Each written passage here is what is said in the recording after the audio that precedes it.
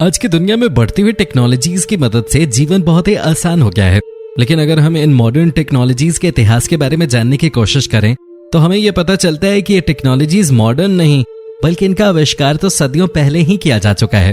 कुछ टेक्नोलॉजीज सदियों पुरानी होने के बावजूद भी आज की मॉडर्न टेक्नोलॉजीज से कई गुना ज्यादा मॉडर्न है। तो दोस्तों, आज की वीडियो में हम जानेंगे कुछ ऐसी ही बेहतरीन और रहस्यमयी एंशिएंट टेक्नोलॉजीज के बारे में जो आपको हैरान जरूर कर देंगे। तो चलिए शुरू करते हैं। Number 1, age old automatic door. Automatic दरवाजे दुनिया भर में इस्तेमाल किए जाते हैं। सुपरमार्केट से लेकर स्कूलों और अस्पतालों से लेकर दफ्तरों तक आप शायद अपने जीवन में लगभग हर दिन इनका इस्तेमाल करते हैं। लेकिन क्या आपको मालूम है कि इन ऑटोमेटिक डोर्स की शुरुआत कब हुई थी? दोस्तों, आपको ये जानकर हैरानी हो सकती है कि ये ऑटोमेटिक दरवाजे वास्तव में प्राचीन ग्रीस में ओरिजिनेट हुए थे। मशहूर Greek mathematician Heron of Alexandria ने रस्सियों और पुले की एक सीरीज की मदद से एक ऑटोमेटिक डोर सिस्टम का आविष्कार किया था। यह दरवाजा उन्होंने ग्रीक के एक मंदिर के लिए बनाया था। मंदिर में दरवाजे का खुद ब खुद खुलना एक अच्छा संकेत भी माना जाता था। इसमें पानी को आग से गर्म किया जाता था और कंटेनर में पंप किया जाता था जो ऑपरेटिंग सिस्टम को एक्टिवेट करता था। Number 2, Greek fire. Greek fire दरअसल बाइजेंटाइन एम्पायर द्वारा इस्तेमाल किया जाने वाला एक हथियार था और ये कोई मामूली हथियार नहीं है बल्कि ये आग फेंकने वाली एक विनाशकारी मशीन थी। ग्रीक फायर को आज के समय में बनाना बहुत मुश्किल है क्योंकि इसको बनाने का फॉर्मूला हम आज तक नहीं समझ पाए हैं। बाइजेंटाइन साम्राज्य इसका इस्तेमाल अपने दुश्मनों से बचाव के लिए करता था। उन लोगों ने इस 7th सेंचुरी वेपन का इस्तेमाल सालों तक अरब के आक्रमण को रोकने के लिए किया था, खासकर समुद्र में। जी हाँ दोस्तों, यह हथियार समुद्र में भी आग लगा सकता था। हालांकि ग्रीक फायर पहला आग लगाने वाला हथियार नहीं था, लेकिन यह ऐतिहासिक रूप से बहुत महत्वपूर्ण था। ग्रीक फायर के बारे में वास्तव में सबसे खास बात यह है कि इस पर कब्जा करने वाली सेनाएं भी इसे खुद के लिए फिर से बनाने में नाकामयाब रहती थीं। आज तक कोई नहीं जान पाया है कि वास्तव में इस ग्रीक फायर का विनाशकारी मिक्सचर किस किस इंग्रेडिएंट से तैयार किया गया था। Number 3, ultimate antidote. प्राचीन रोम में रहने वाले शासकों के लिए विश्वासघात, हत्या और बैकस्टैबिंग आम बात थी। इसलिए जाहिर सी बात है अपनी सुरक्षा का इंतजाम करना बहुत जरूरी था। आमतौर पर शासक खुद की रक्षा के लिए अंगरक्षकों को नियुक्त करना पसंद करते थे, लेकिन रोम के शासक मिथ्रिडेट्स 6 ने अलग तरीका चुना। मिथ्रिडेट्स को डर था कि कहीं उसकी किस्मत में भी उसके पिता जैसी मौत न लिखी हो। इस डर के चलते उसने रोजाना जहर का सेवन शुरू किया। वो जहर की खुराक को कम मात्रा में लेता जिससे कि वो उसके शरीर के लिए घातक ना हो। उसका मानना था कि जहर को लगातार नियमित रूप से लेने के बाद उस पर दुश्मनों द्वारा जहर दिए जाने पर कोई असर नहीं होगा।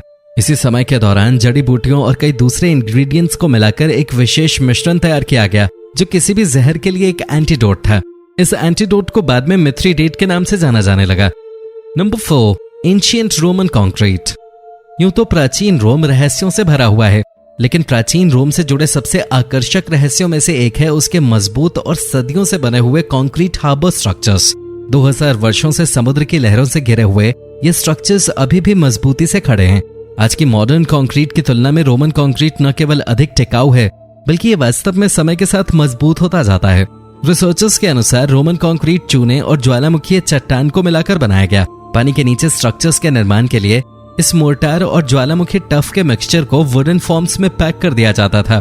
इसके बाद समुद्र के पानी और इस मिक्सचर के बीच केमिकल रिएक्शन शुरू हो जाता था।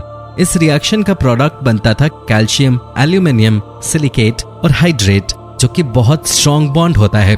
इसकी तुलना में पोर्टलैंड सीमेंट, जो कि मॉडर्न कंक्रीट है, ज्यादा मजबूत बॉन्ड नहीं फॉर्म करती है।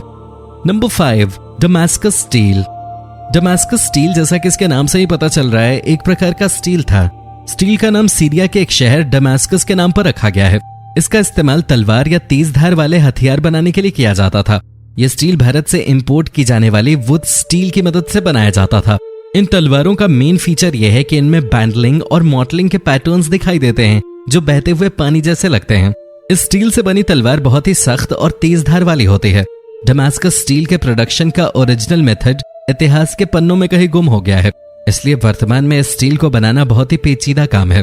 इसके बावजूद कई व्यक्तियों ने दावा किया है कि उन्होंने डमास्कस स्टील को बनाने का ओरिजिनल फॉर्मूला ढूंढ निकाला है।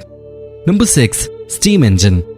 अगर हम इतिहास को गौर से देखें और समझें तो हम ये पाते हैं कि स्टीम इंजन का सबसे पहला जिक्र अलेक्जेंड्रिया के महान आविष्कारक हेरोन ने किया था। उन्होंने इसे एक एनोलिपाइन या विंड बॉल का नाम दिया था। उनके डिजाइन में पानी को एक बड़े से सील्ड मेटल पॉट में रखकर एक हीट सोर्स के ऊपर रखा गया। पानी के उबलने से भाप पाइप में और फिर हॉलो स्फीयर्स में जा गिरी। भाप गेंद पर बने 2 मुड़े हुए आउटलेट ट्यूबों से निकल जाती है, जिसके रिजल्ट से गेंद घूमने लगती है।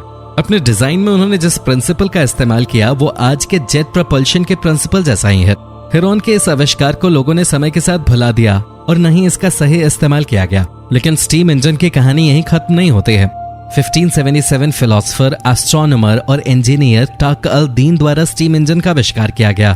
लेकिन टाक अल दीन का स्टीम इंजन हूबहू हेरॉन के स्टीम इंजन जैसा ही था, उसमें कुछ नया नहीं था। Number 7, Viking navigation. दोस्तों, आज के समय में कंपास और बहुत सी टेक्नोलॉजीज की मदद से हम समुद्र के कठिन सफर में भी अपनी मंजिल की तलाश कर लेते हैं। लेकिन करीब 1000 साल पहले जब कंपास का इन्वेंशन भी नहीं हुआ था, तब वाइकिंग्स अपने घर से हजारों किलोमीटर का सफर तय कर उत्तरी अमेरिका जाते थे। ये क्रिस्टोफर कोलंबस के समय से भी काफी सदियों पहले की बात है। कुछ सबूतों के जरिए हमें यह पता चलता है कि बहादुर वाइकिंग सूर्य और सितारों की पोजीशंस को पढ़कर नेविगेट करते थे, लेकिन सूरज हमेशा उनका साथ नहीं देता था। कभी कभी अपने लंबे सफर को तय करने के लिए उनको कोहरे और बादलों का भी सामना करना पड़ता था। ऐसी स्थिति में वो अपनी मंजिल पर आखिर कैसे पहुंचते थे? उसका जवाब है सनस्टोन। ऐसा माना जाता है कि वाइकिंग्स के पास एक ऐसा स्टोन था जो घने बादलों में भी सूर्य की रोशनी का पता लगा सकता था। इस लाइट फैक्चरिंग क्रिस्टल का इस्तेमाल कैसे किया जाता है, ये आज भी रहस्य बना हुआ है। Number 8, China's big drill. हम में से ज्यादातर लोग ड्रिलिंग और हाइड्रोकार्बन की खोज के लिए इस्तेमाल की जाने वाली टेक्निक्स की शुरुआत 19वीं शताब्दी के आसपास मानते हैं। हालांकि ड्रिलिंग तकनीक को सबसे पहले चीन के सिचुआन प्रांत की एक सॉल्ट प्रोड्यूसिंग इंडस्ट्री में विकसित किया गया था। ये कोई सुनी सुनाई बात नहीं है, बल्कि इस इन्वेंशन के बारे में मार्क कुरलांस्की की book salt a world history में विस्तार से बताया गया है। वेस्टर्न टेक्नोलॉजी के आने के पहले ही इस क्षेत्र में ड्रिलिंग तकनीक का इस्तेमाल ब्राइन और नेचुरल गैस के प्रोडक्शन के लिए किया जाता रहा है। 2000 साल पहले सिचुआन प्रांत में चीन ने गहरी ड्रिलिंग की शुरुआत की। चीन की ये ड्रिल्स बहुत गहरी होती थी। चीन में ड्रिलिंग का प्राइमरी एम था नमक की खोज करना, लेकिन समय समय पर ब्राइन की खोज में नेचुरल गैस, आमतौर पर मीथेन भी प्राप्त हो जाती थी। चीन में मीथेन का उत्पादन करने वाले बोर होल को फायर वॉल्स के रूप में जाना जाता था। तो इस प्रकार से नेचुरल गैस के लिए ड्रिलिंग की जाने लगी। सही मायनों में ये एक तीर से 2 निशाने लगाने का सही उदाहरण पेश करता है। Number 9, programmable robot. आज के समय में रोबोट बनाने में हमने कितनी ही कामयाबी क्यों ना हासिल कर ली हो, लेकिन 1515 के दशक में एक मैकेनिकल शेर को कंस्ट्रक्ट करना जो चल सकता हो और साथ ही साथ राजा की खिदमत भी कर सकता हो, वाकई में कोई सरल काम नहीं था। लेकिन लियोनार्डो जैसे जीनियस ने यह मुश्किल काम भी कर दिखाया था। उस समय में एक प्रोग्रामेबल रोबोट का बनना बहुत बड़ी उपलब्धि थी। इसके बावजूद भी लियोनार्डो की यह कामयाबी 2000 तक एक रहस्य ही बनी रही। लेकिन अमेरिकी रोबोटिक्स विशेषज्ञ मार्क रोमिस लियोनार्डो के इस इन्वेंशन को दुनिया के सामने लेकर आए। लियोनार्डो की मशहूर किताब द विंचीज कोड अटलांटिक्स के नोट्स और ड्राइंग के कुछ टुकड़ों को स्टडी कर रोशिम ने बताया कि रोबोटिक शेर क्लॉकवर्क कार्ट मैकेनिज्म से चलता था।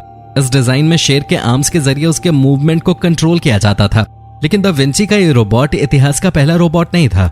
समय में और पीछे जाने पर पता चलता है कि 13वीं शताब्दी के इंजीनियर इब्र इस्माइल इब्र अल रजाज अल जजारी द्वारा बगदाद में बनाए गए एक प्रोग्रामेबल रोबोट के प्रमाण मिले हैं। उन्होंने प्रोग्रामेबल रोबोट के रूप में म्यूजिशियंस का ग्रुप बनाया था जो कि बड़े और मशहूर लोगों को एंटरटेन करते थे। Number 10, ancient calendar. करीब 2004 में नेशनल ट्रस्ट फॉर स्कॉटलैंड द्वारा एंशिएंट साइट पर खुदाई की गई। इस खुदाई से हमें मिला एक कैलेंडर। जी हाँ दोस्तों, एक कैलेंडर, लेकिन ये कोई आम कैलेंडर नहीं है। ये कैलेंडर सिस्टम लगभग 10,000 साल पुराना है और इस वजह से ये दुनिया में खोजा गया अब तक का सबसे पुराना कैलेंडर है। वॉरेनफील्ड क्रैट्स एबरडीनशायर में 12 गड्ढों की एक 50 मीटर लंबी रो मिली है जो स्टोन एज ब्रिटन्स द्वारा बनाई गई थी और जिनका इस्तेमाल लगभग 8000 बीसी से 4000 बीसी के बीच किया गया था। रहस्यों और बेहतरीन टेक्नोलॉजी से जुड़ी ये डिस्कवरीज हमें एक बार फिर से दिखाती हैं हमारे पूर्वज इतने भी प्रिमिटिव नहीं थे जैसा कि हिस्ट्री की किताब हमें बताती है। तो दोस्तों, ये था आज का वीडियो। पसंद आया हो तो इसे लाइक और शेयर कर देना और अगर आप हमारे चैनल पे नए हो तो इसे सब्सक्राइब करना मत भूलना। धन्यवाद।